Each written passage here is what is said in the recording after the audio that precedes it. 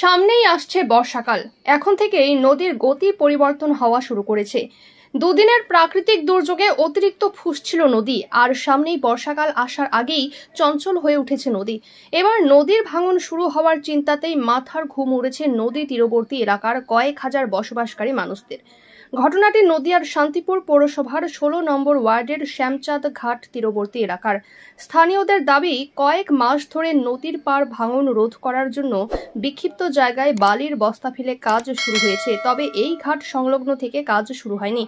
নদীর পাড়েই রয়েছে বিঘা বিঘা চাষের জমি।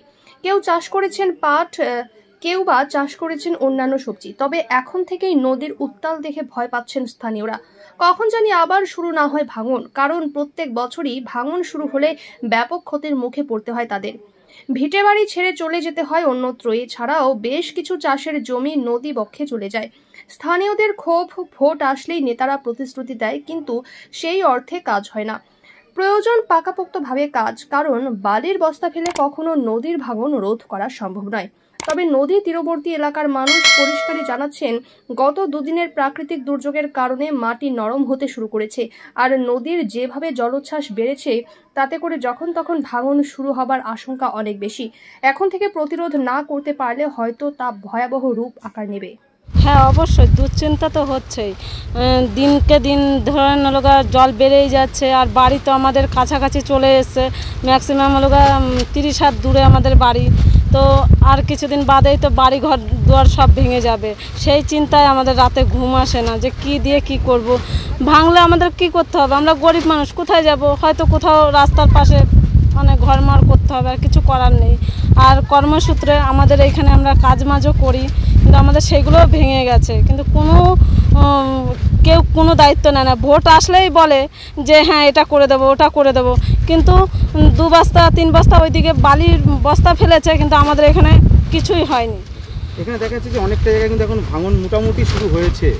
পাশে কিন্তু চাষের জমি আছে, হ্যাঁ ভেঙে যাচ্ছে তো। পাশে জমি আছে প্রায় আর আধ হাতের মতন আছে, তাহলেই জমি ছুঁয়ে যাবে। তো জমি সব চাষবাস সব বন্ধ হয়ে যাবে। ভেঙে জল ঢুকে গেলেই ধরেন লোক জমির ফসল নষ্ট হয়ে যাবে। এই যে পাট আছে, এই পাট সব লোক নষ্ট হয়ে যাবে। কি চাইছেন আমরা চাই যে একটু যদি আমাদের একটু সুরক্ষিতার কোনো ব্যবস্থা করে দেয়।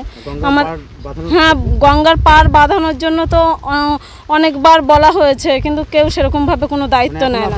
এই জায়গাটার কাজ শুরু হয়েছে না, আমাদের এখানে হয়নি, ওই দিকটায় হয়েছে। কিরকম কাজ চলছে ওই দিকটায়? মানে মোটামুটি আপনার মনে হয় বস্তা কয়েক ফেলেছে, মানে এখনো অফ আছে। আর আমাদের এখানে তো কোনো ব্যবস্থাই হয়নি এখনো। না, বালির বস্তা। ওই পাড়ের থেকে বালি নিয়ে এসে এমনি করে ফেলছে। না, কখনোই সম্ভব না। ওরা বলেছিল যে পাকাপোক্ত করে বাঁধিয়ে দেবে। আজকে 10 বছর ধরে এইভাবেই আমাদের আশা দিয়ে আসছে, কিন্তু কোনোটাই কোনো কাজ হচ্ছে না। ভোট আসলেই বলে এটা করব, ওটা করব, এই নিতে আসছে, ওই নিতে আসছে, কিন্তু কেউ মানে সেরকমভাবে করছে না। আপনাদের এই জায়গাটার জায়গাটার নাম কি? শ্যামচাঁদ ঘাট। মানে এইখানে আরো সমস্যা, তাই তো? প্রচুর পরিমাণে সমস্যা, আমাদের দিকে কেউ তাকায় না। আপনার নাম? শান্তনা মণ্ডল। আপনি স্থানীয় বাসিন্দা? হ্যাঁ।